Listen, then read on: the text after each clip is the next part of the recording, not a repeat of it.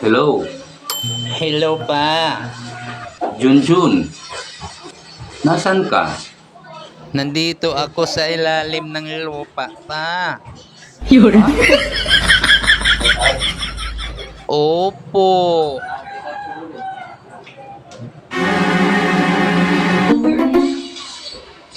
Ilalim ng lupa? Opo pa. Anong ginagawa mo sa ilalim ng lupa? Hinahanap ko po si Kibuloy pa. Yun.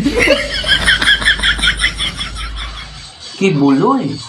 Opo pa. Sabi niya kasi nandito lang siya sa di kalayuan po.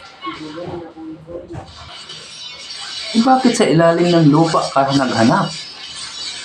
Kasi po, sabi niya, naroon lang daw siya sa di kalayuan dito. Kasama daw niya mga pula at itim na langgam. Ganun ba? Opo. Mahanap mo kaya siya? Baka naging bulati na siya. Di ko po alam.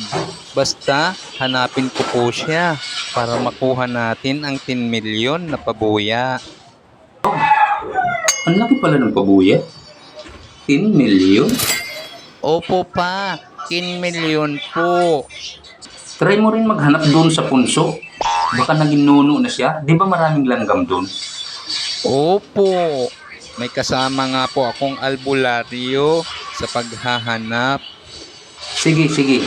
Ingat ka dyan ha. Balatuhan mo ako ha. Opo pa, sige, bye-bye. Sige, bye-bye.